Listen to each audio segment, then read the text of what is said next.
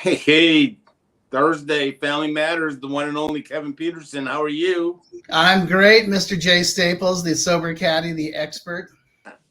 Sitting in Florida, you look rested. You ready? I'm rested. I'm ready. And here's the bad news. It's May 2nd, and the Florida weather is starting to happen.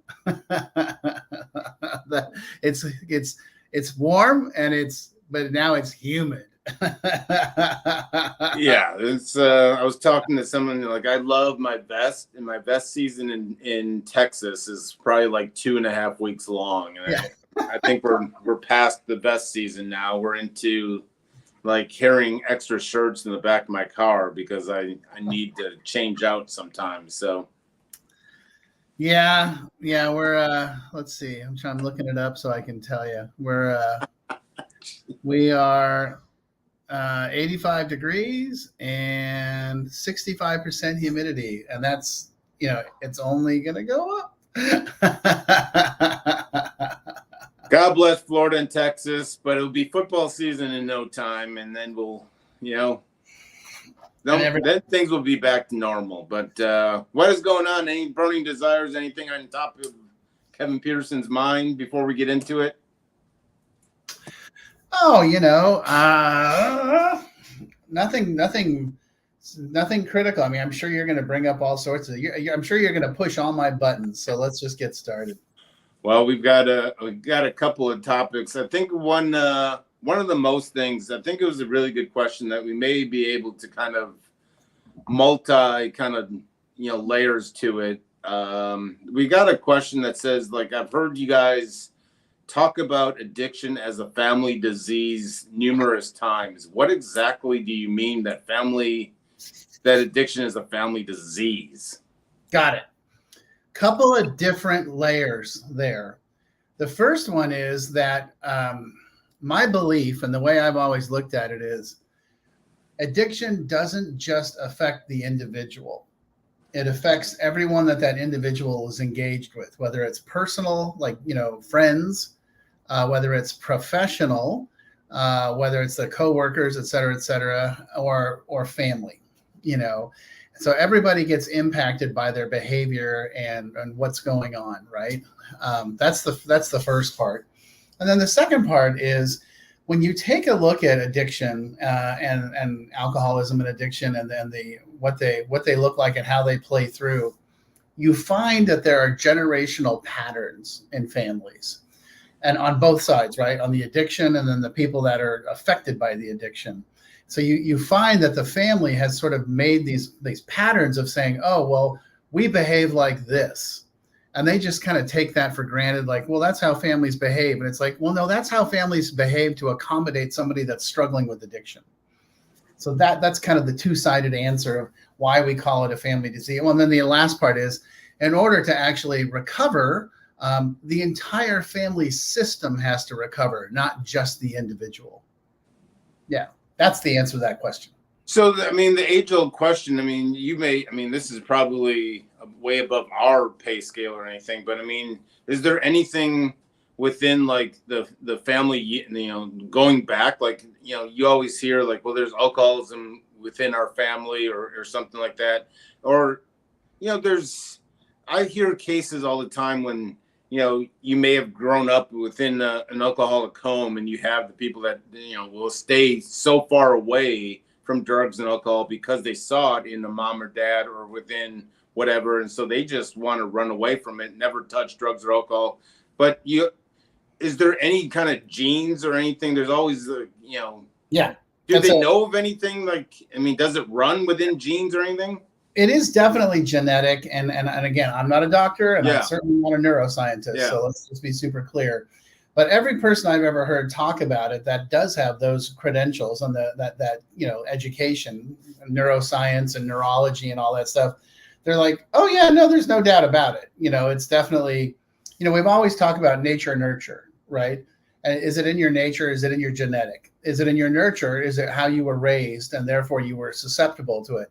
So the answers for alcoholism and addiction are yes and yes. And then the last part is we're really starting to see the role that trauma plays in this. Intergenerational trauma plays in, and I want to be really clear. I was just talking to somebody earlier today about this.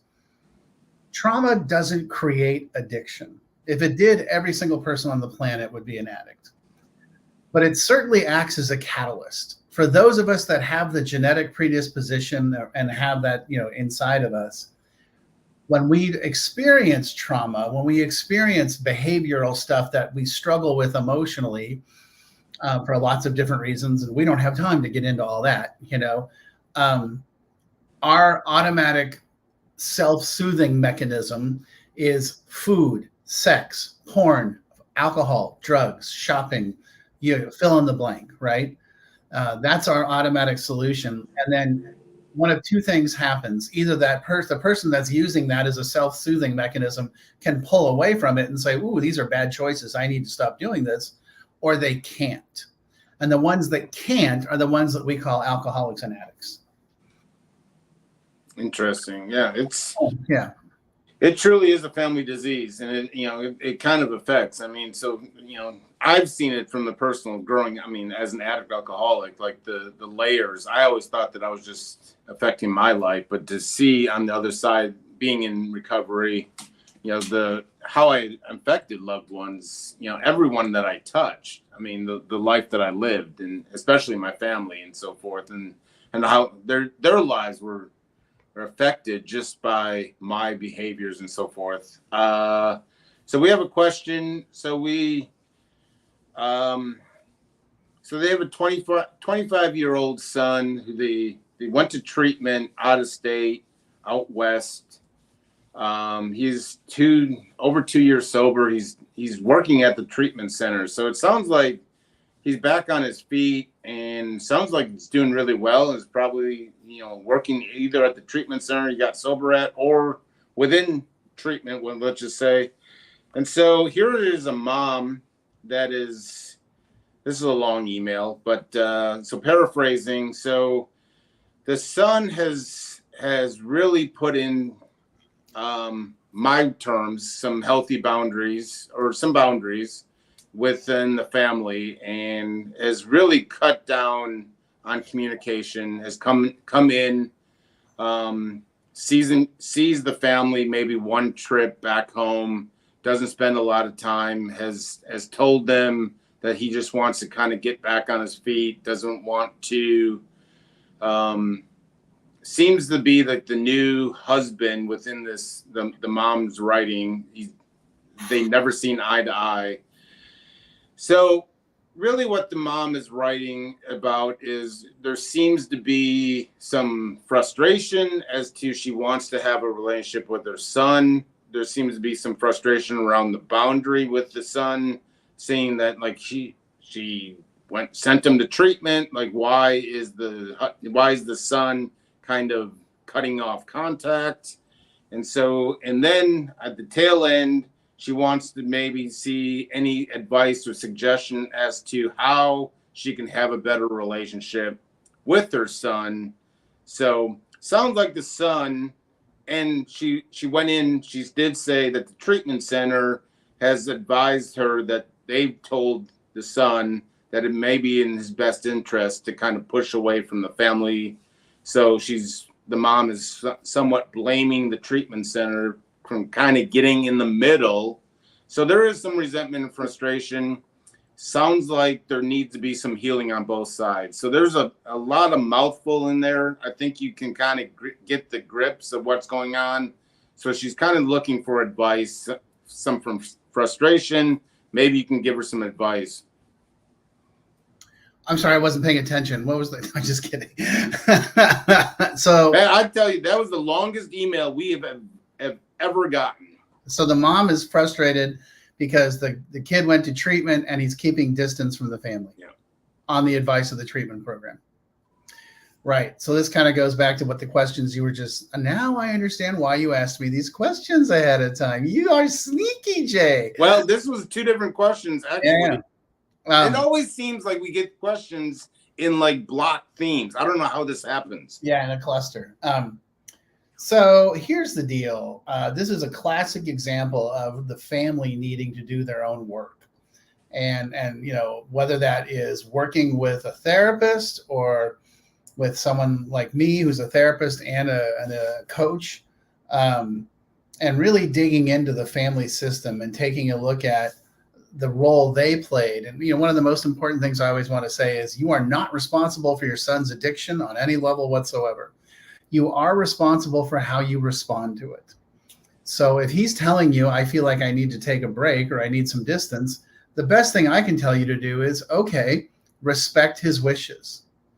He's trying to take care of himself. In that process, let's also take a look at you and your family, and let's take a look at your stuff. Let's start digging into some family of origin trauma, some codependency, some family systems. Let's take a look at who you are, where you come from, so that while he's doing his work, you're doing your work. So then there's an opportunity for us to come together and have a really great conversation like, hey, it hurts my feelings that you want to keep your distance from me. Can you help me understand why? And when he says, well, I feel like you're toxic, then you can say, okay, well, what do you mean by that? So I can work on that. And that, I'm giving you sort of the perfect scenario, but that's the answer, is that, he's telling you he needs a break, respect his wishes, and then use that time to work on yourself. Good. Yeah. That's really what it comes down to. Now, that's generally not a very popular response, to be honest with you. When the family gets frustrated and says, well, that seems ungrateful, and after all we've done for him, doesn't he understand? I'm like, okay, so thank you for giving me that information. Yeah. Let's work on that, and that's where a good family therapist or a good therapist that understands addiction and codependency and family dynamics can zero in on that and say, oh, okay, I totally understand why you would feel that way, but let's talk about that, Yeah. Yeah. We got we're getting a lot of comments on someone from Instagram, but I'm not seeing anything from my Instagram. I think it's good. Who is it? And all my broken friends then they wanted my lover to take a relative because it was wealthy and I was in love and okay. So we'll get to the third. If there's a question, Sue is, if there's a question on Instagram, I think he or she left, but anyway, yeah, I think they were kind of just venting and kind of giving out their kind of situation with trauma and their experience. It doesn't look like there's a kind of question, but there's just talking about their trauma and kind of a broken relationship and their family, kind of talking about kind of the family addiction as a family disease and kind of the family cutting. Anyway, got it. So if there is a question, we welcome, please don't hesitate. We will get to the question. We certainly love, even if you have experiences, don't hesitate to put them in. We also have a question. So we have a wife, or their husband is in treatment and looks like just got into treatment. First week in treatment, it says. Maybe they're entering their second week, depending on when this email came in. But so the therapist, she had the very first call with the therapist, this first time in treatment. The therapist is talking about that the husband's life is unmanageable and he's powerless over alcohol. His wife was saying, like, he just drinks too much. His life is not unmanageable. He's very successful. He lives a great life. He's a great dad. What does it mean that his life is unmanageable and he's powerless? He just drinks too much? Well, that's the powerlessness right there. So, when we talk about being powerless over alcohol, we talk about is the inability to control how much we drink and when we drink. So that's that's obviously you're quoting the first step of Alcoholics Anonymous. I'm powerless over alcohol and my life's become unmanageable.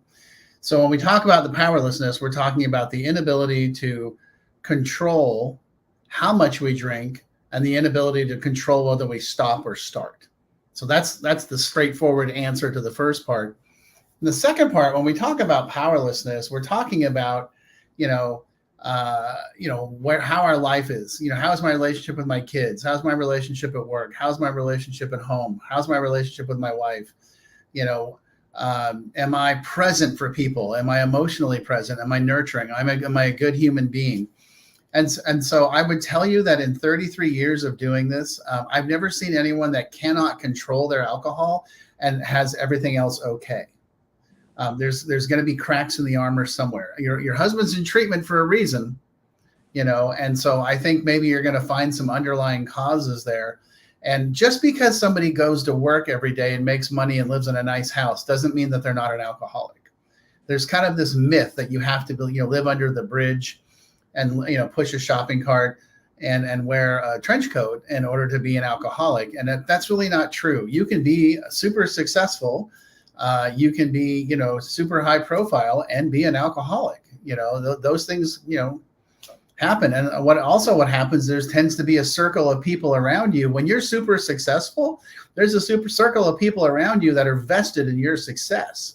So what they're going to end up doing is making sure that you're okay. They'll tolerate your drinking and they'll clean up your messes and solve your problems around you because their well-being is based upon your success. And that's where that gets really dangerous, especially for business people and for, people in the theater, actors and musicians and that sort of thing. I got sober in Los Angeles. I saw that a lot in the people that were high profile people, that there was this, group around them that were, their livelihood was based upon this person's success. So they spent a lot of time, creating cover stories, solving problems, hiding things, paying people off. Because if anyone actually dared to say no to this person, they get kicked out and they lose their livelihood.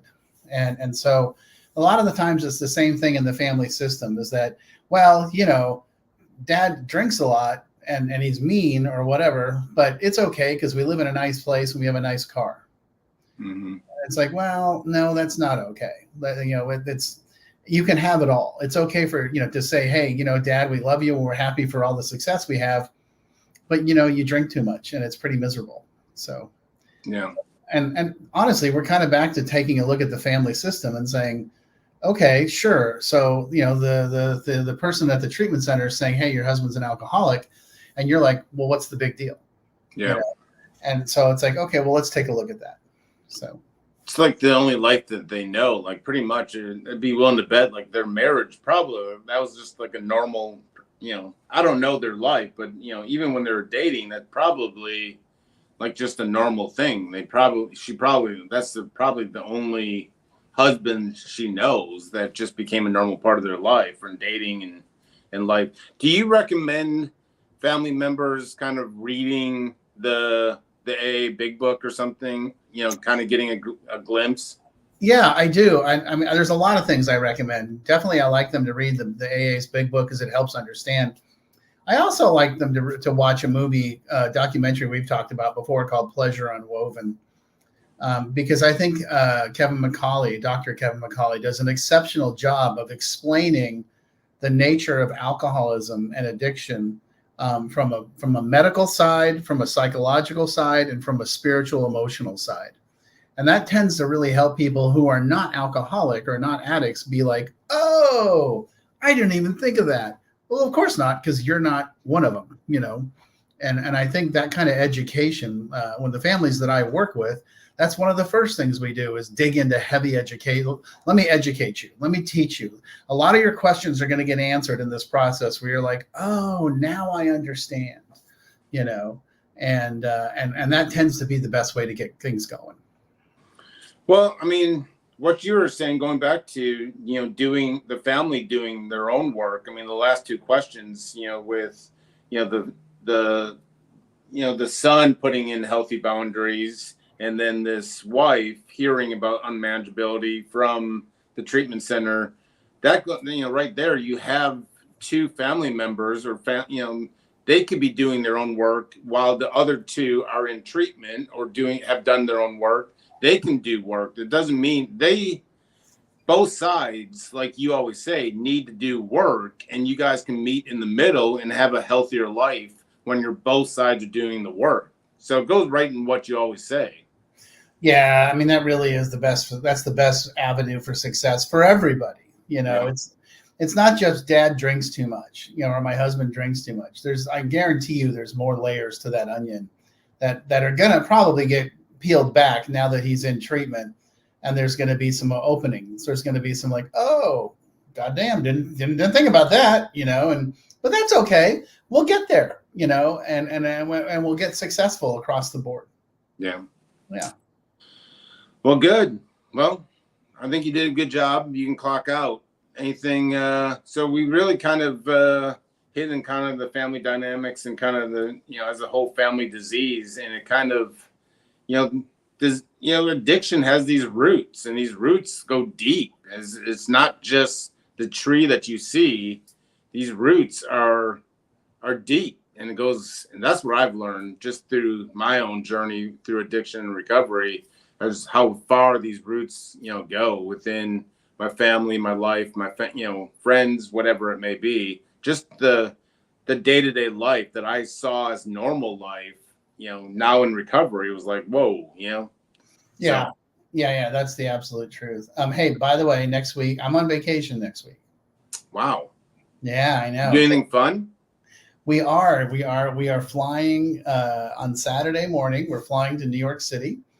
Going to spend the night in Manhattan. And then on Sunday, May 5th, my 33rd AA birthday, we are going to get on the Queen Mary 2 and sail to England.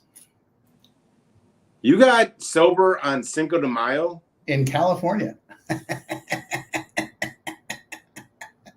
Yeah, I know. What a knucklehead, right? I mean, and let me tell you, I didn't go out in a giant ball of flame. I went out with a big whimper with my tail between my legs, just like, oh, this isn't working anymore. And I'm all for people getting sober. Now, don't take the wrong way, but I have a problem with people that get sober on really big drinking days. Like, I would say to you, like, give it one more day. Like the people that got sober on New Year's Day or New Year's Eve or Cinco de Mayo or St. Patty's. I got a friend that got sober on St. Patty's Day, and I'm just like, dude, give it one more day. You could have gotten sober on March 18th. Like, nothing would have changed. And you could have gotten sober on May 6th, Kevin. Like, you could have had one more day. Like, come on. Yeah, well, I can always start over, No, I don't want, we need you, but come, like, hey. Well, let's be clear. I did not, I started celebrating Cinco de Mayo on the Dos de Mayo. And after about a 3-day run, I was like, oh, I can't do this anymore. Well, hats off to anyone that gets sober on a major drinking day. Like I would have justified. I'll start Monday kind of guy, but hey, anyone. But so we'll take next week off. Maybe we'll do something. Maybe we'll do like a replay or something. We'll do a best of maybe, and then we'll start it all over again. We'll hopefully keep the questions coming. If you see a replay of this, type in questions.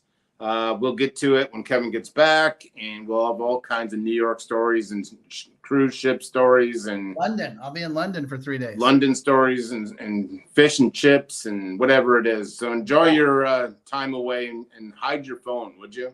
I will. Don't you worry. All righty. I'll see you. I'll see you in 2 weeks.